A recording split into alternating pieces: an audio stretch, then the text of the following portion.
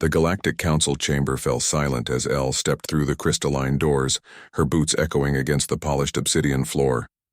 Behind her, Django carried a sealed container marked with Earth's insignia, a simple blue marble against the black of space. The humans request an audience? High Chancellor Vexthor's multiple eyes swiveled independently, a gesture of supreme contempt among the Krelon species. How quaint.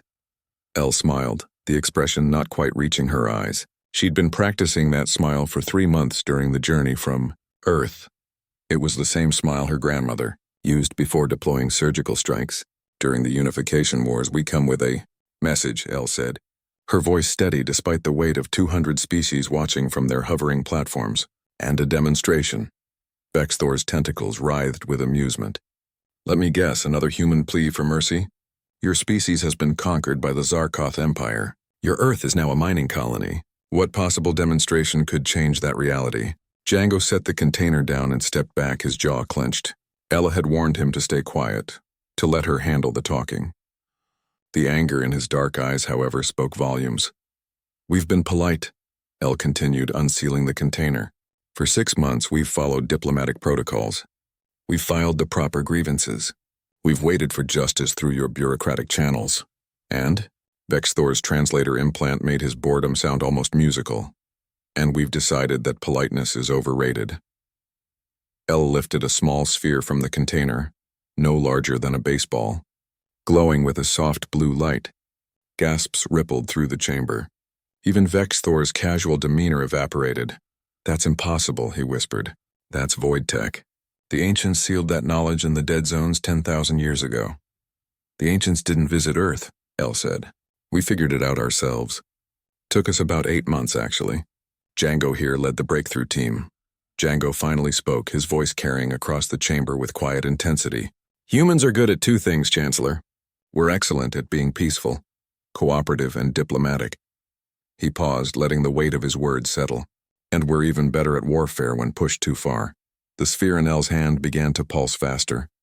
Holographic displays throughout the chamber flickered to life, showing real-time images of the Zarkoth Imperial fleet, all 7,000 warships that enforced their rule across 12 sectors.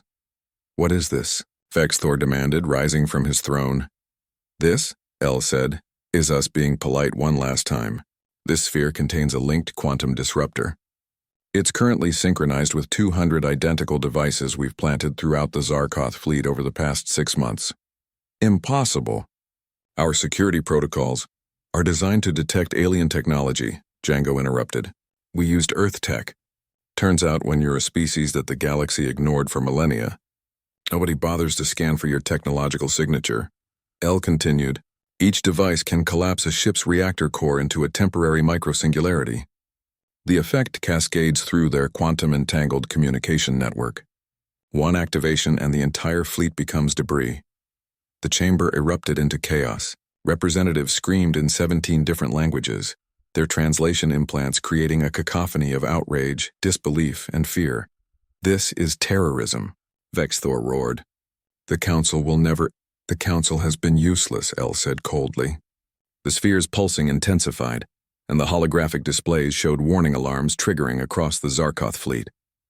You allowed the Zarkoth to enslave 3 billion humans. You rubber-stamped their invasion because Earth lacked strategic value. You dismissed our appeals because we were too young a species to matter.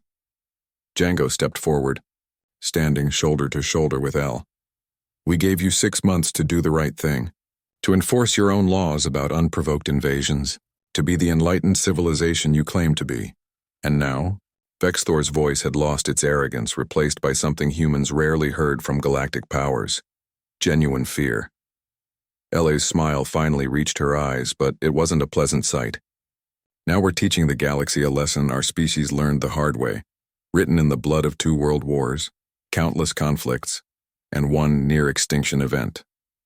We learned that peace isn't weakness and politeness isn't surrender. She held up the sphere. This is our warning. You have 48 hours to order the complete withdrawal of Zarkoth forces from Earth.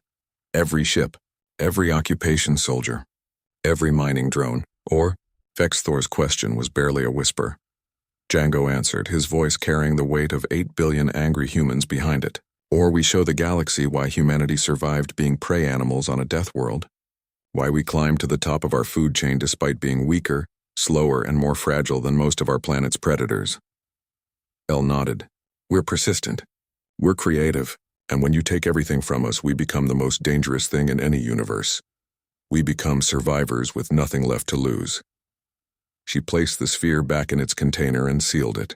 The ancients sealed away void tech because they feared what species might do with it.